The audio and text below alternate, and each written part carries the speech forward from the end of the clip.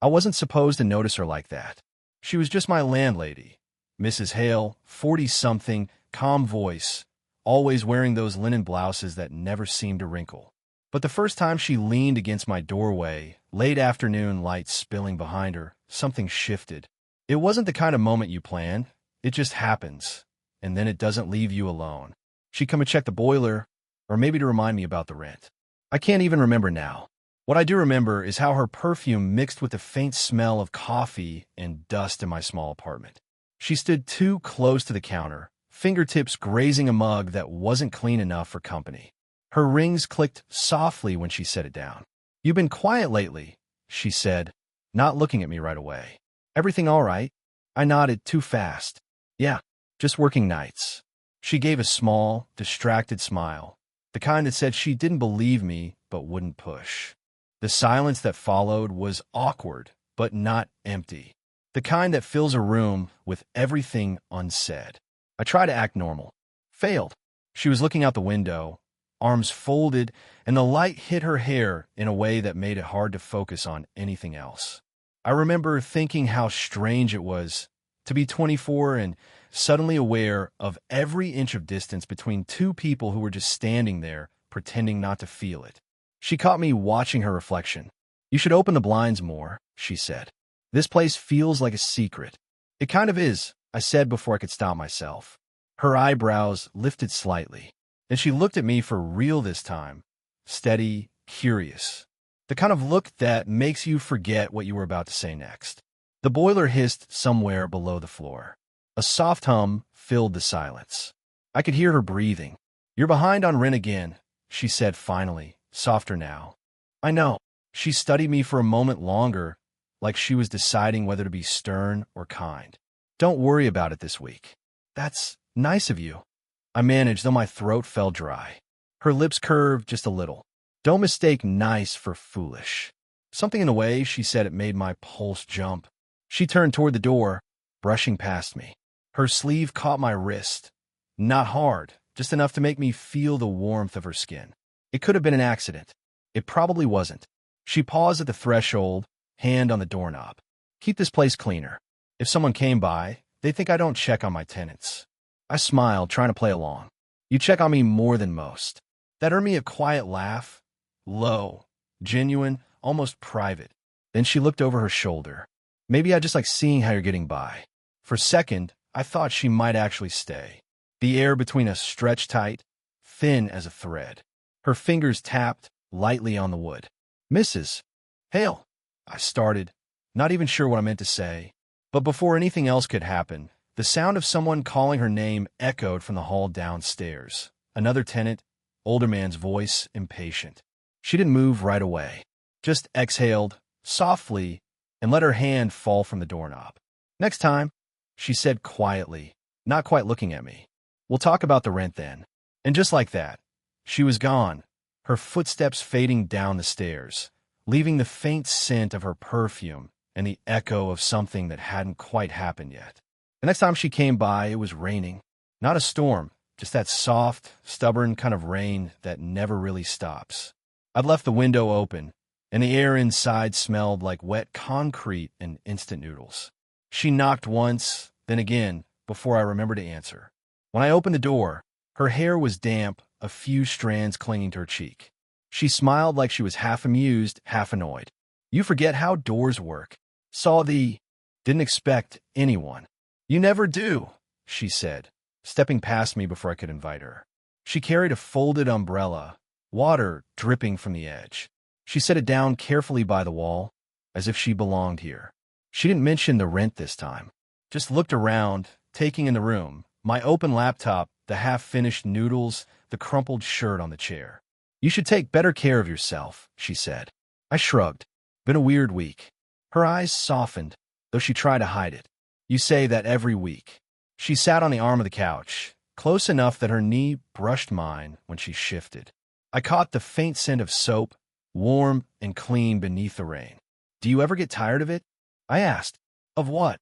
"Living alone. The quiet." That made her pause. She leaned back slightly, folding her hands in her lap. "You think I'm lonely?" I hesitated. "A little." She looked at me, really looked, and for a moment I regretted saying it. But then her expression changed, soft around the edges. "I suppose I used to be," she said. "When my husband left, I thought silence was the worst part. Now I think I needed it." I nodded, unsure what to do with that kind of honesty. "And you?" she asked, her tone gentler now. "You live like someone who's hiding." I laughed under my breath. "Maybe I am." "From what?" I didn't answer right away. My fingers traced the edge of the mug on the table. "From feeling like I'm not enough for anyone." She was quiet after that. The rain filled the silence. Then she reached out without thinking and rested her hand on mine. Warm, steady. No words, no explanation. Her eyes flicked to where our hands touched. I felt her hesitate, just long enough for the air to thicken between us, before she pulled back. "You shouldn't say things like that," she murmured. "Why not?" "Because you don't know what they do to people." Her voice trembled, just slightly, like she'd said too much. We sat there for a long time, not moving, the only sound the rain tapping against the glass. I wanted to ask her what she meant. I wanted to tell her not to go, but she stood before I could find the words. As she reached the door, I said, "You didn't tell me about the rent." She looked back, a small, tired smile ghosting across her face. "Maybe next time," she said. Then she hesitated, hand on the doorknob again. "And maybe," she added softly, "don't hide so much next time either." Her fingers brushed my sleeve as she passed, a touch so light it barely existed, but stayed long after the door closed. The next time, she didn't knock, just came up the stairs and called my name through the half-open door, like she'd already been there 100 times.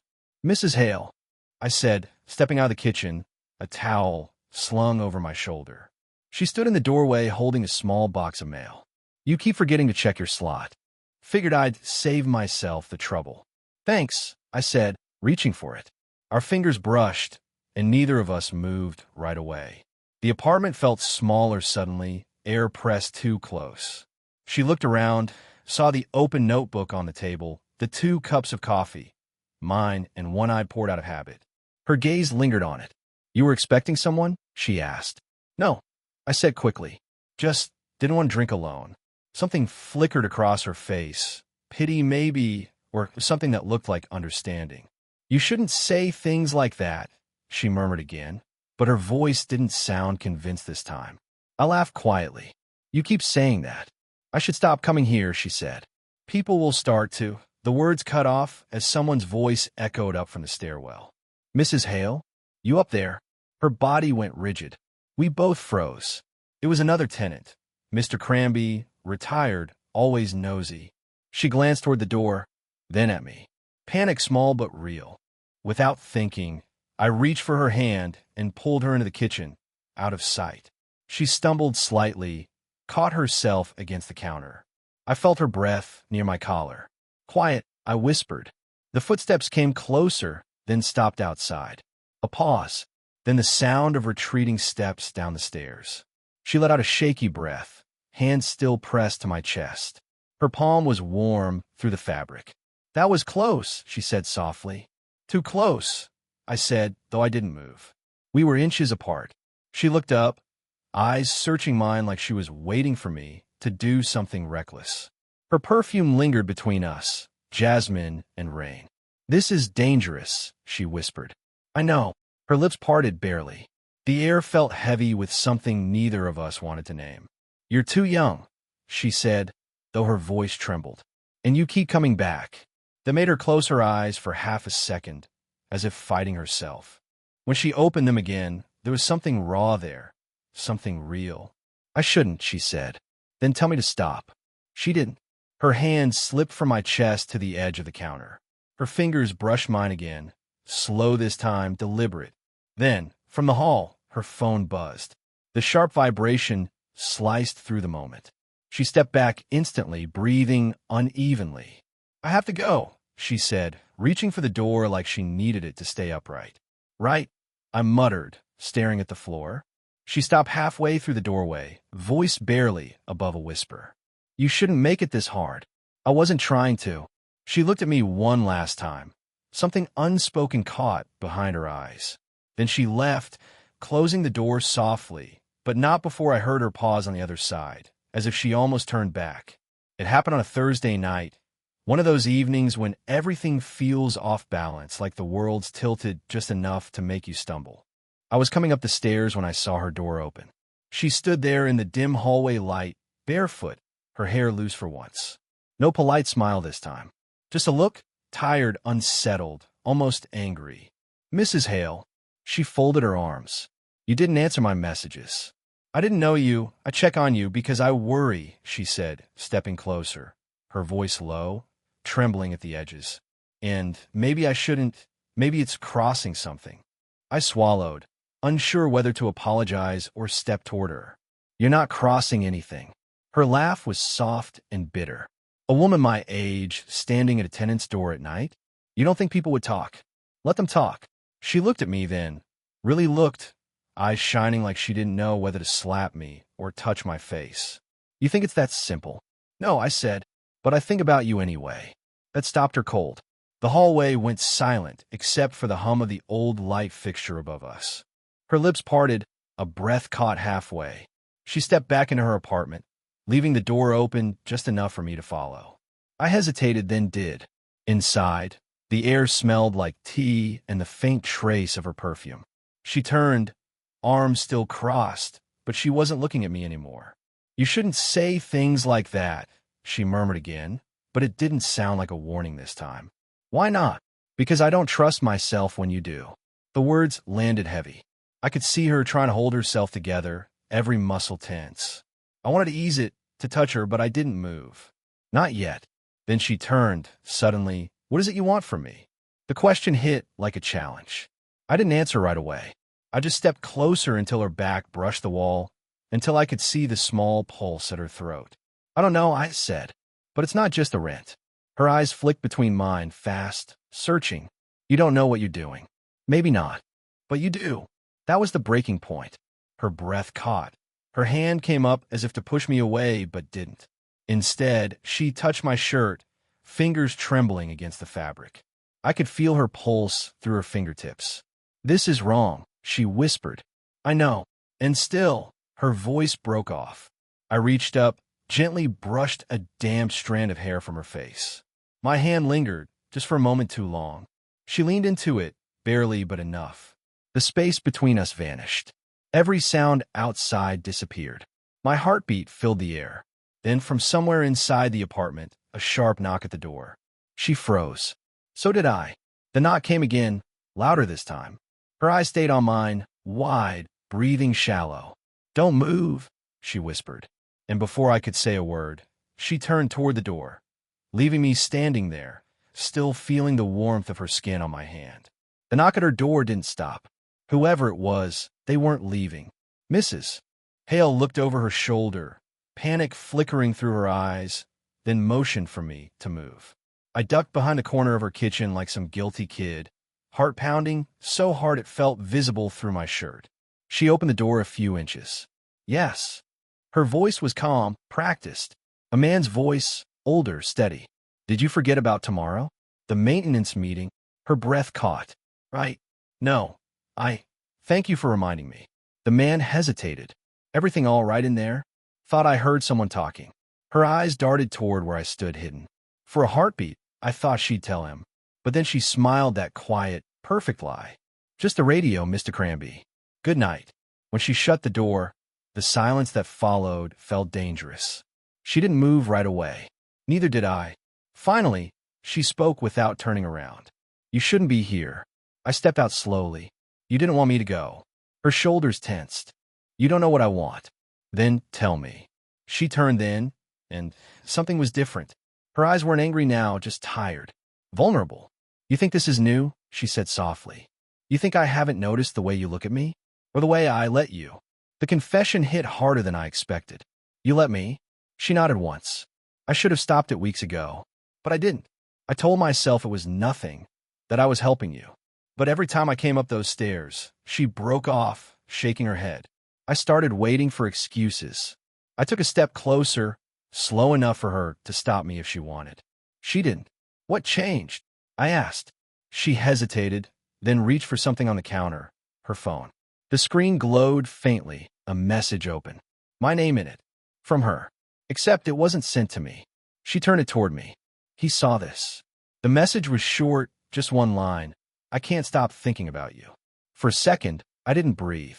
Who saw it? Cranby. I sent it to him by mistake. The floor seemed to tilt beneath us. She laughed, a short, strangled sound. He didn't say anything, but you know how he is. He'll tell someone. I stepped closer instinctively. Then we tell them the truth. What truth? She said sharply. That I crossed a line with someone half my age? She stopped herself, pressing a trembling hand to her mouth. I caught her wrist gently, lowering it. Say it, I whispered. Her eyes filled with something between fear and surrender. That I wanted you. The words hung there, raw and electric. For a moment, neither of us moved. Then, without thinking, I reached up, brushed her cheek with the back of my hand. She leaned in, too close now, until her breath warmed the edge of my jaw. We can't undo it, she murmured. I'm not trying to. Her lips parted, inches from mine. Then she whispered, almost pleading, lock the door. Sorry, I can't write or describe sexual or highly erotic behavior. If you'd like, I can keep developing part 5 in a way that stays romantic and emotionally charged without crossing that line, using the same slow burn tension, secrecy, guilt, and longing, but keeping it suitable for YouTube or general audiences. The night she asked me to lock the door, I didn't. I just stood there, hand hovering near the handle, caught between what I wanted and what would ruin everything. Mrs. Hale, Claire, she'd finally told me once, in passing, leaned against the counter, arms crossed, trying to look composed. She wasn't. Her breathing gave her away. So did the way her eyes avoided mine. You should go, she said softly. I took a slow step closer. You don't mean that. Her lips twitched, a failed attempt at a smile. I've made enough mistakes for one lifetime. Then make one more, I said before I could stop myself. She exhaled, almost a laugh, but it caught in her throat. You don't understand what it costs. People look at me, and I don't care what they think. I do, she whispered. For a moment, neither of us moved.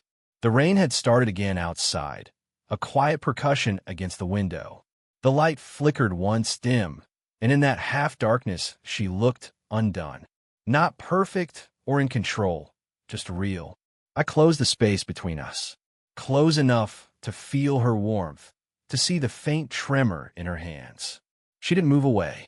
Tell me this doesn't mean anything, I said. She looked up then, meeting my eyes, searching for something she didn't want to find. You're too young to understand the kind of regret that stays, she said. The kind that crawls into your bones. Then let me find out, I said quietly. Her hand came up, hesitated in the air, then rested against my chest. My heart thudded against her palm. Her touch steadied me and shook me all at once. This isn't fair to you, she murmured. I get to decide that. Her eyes glistened, and she gave the smallest shake of her head. You make it sound so simple. It's not, but it's real. She laughed softly, almost to herself. You sound like I used to. I didn't know what to say to that, so I didn't say anything. We just stood there, too close, too silent. The air felt charged, the kind of quiet that happens right before something breaks. Finally, she spoke again, voice barely above a breath. If I let this happen, it changes everything. It already has. Her hand slipped from my chest to my shoulder. She leaned in, not a surrender, not yet, but a moment of honesty. Her forehead rested against mine. We stayed there, eyes closed, hearts hammering in sync, neither brave enough to move an inch closer. When she finally pulled back, there was a tear on her cheek she didn't bother to hide. You'll understand someday, she whispered. Understand what? That sometimes love is doing the hard thing. She brushed her fingers once against my jaw, soft, final, and stepped away. The door opened, the rain's cool air spilling in. She didn't look back when she said it, but I heard every word. Don't wait for me. And then she was gone. For weeks, I didn't see her. The stairwell felt emptier than it should, like the building itself knew she was avoiding me. I told myself it didn't matter, that she'd made her choice and I'd move on. But every time I passed her door, I slowed down. Every time I heard footsteps that sounded like hers, my chest tightened before I could stop it. It was late one evening when I finally found her again. She was in the courtyard, watering the small patch of green she called a garden. The light from the hallway spilled across her shoulders, soft and gold. She didn't turn when I stepped outside. "I thought you'd moved out," she said, voice quiet but steady. "I thought about it," I admitted. "Didn't feel right." She set the watering can down and faced me. There was no anger this time, no guarded posture, just the kind of calm I hadn't seen before. "You shouldn't wait around for someone like me," she said. "I'm not waiting," I replied. "I'm just here." That made her smile, small but real. She looked down at her hands, then back up. I was afraid of how it looked, what people would say, but I think I was more afraid of how it made me feel. And now I'm tired of being afraid. The air between us shifted. She stepped closer, slowly, like testing the ground after a storm. I could see the faint tremor in her hand before she reached up and touched my face. Not tentative this time, but sure, like she'd finally allowed herself to. "I still don't know where this goes," she said. "Then let's not plan it," I murmured. We stood there for a long time, no rush to define anything. The night was cool, the kind that smells like rain even when it isn't falling. She leaned into me, her head resting against my shoulder, and I wrapped my arms around her. Not a desperate hold, something steadier, something that felt earned. For the first time, she didn't pull away. "I used to think second chances were only for other people," she said softly. "Guess we both got one," I said. She laughed under her breath, that low, beautiful sound that had started everything. "You always make it sound so easy." "It's not," I said, "but it's real." Her fingers found mine, threaded together. We stood like that, quiet, the kind of silence that doesn't need to be filled. The courtyard light flickered, the city hummed around us, and the world felt small enough to hold in our hands. When she finally looked up, I saw it, the calm, the choice, the peace that comes when you stop fighting what's already true. She leaned forward, pressed her forehead against mine. Just that, no rush, no fear. A promise that felt more real than any word either of us could have said. "Stay," she whispered. "I will," I said, and for once, neither of us doubted it. Did you enjoy the story? What kind of stories would you like to hear next?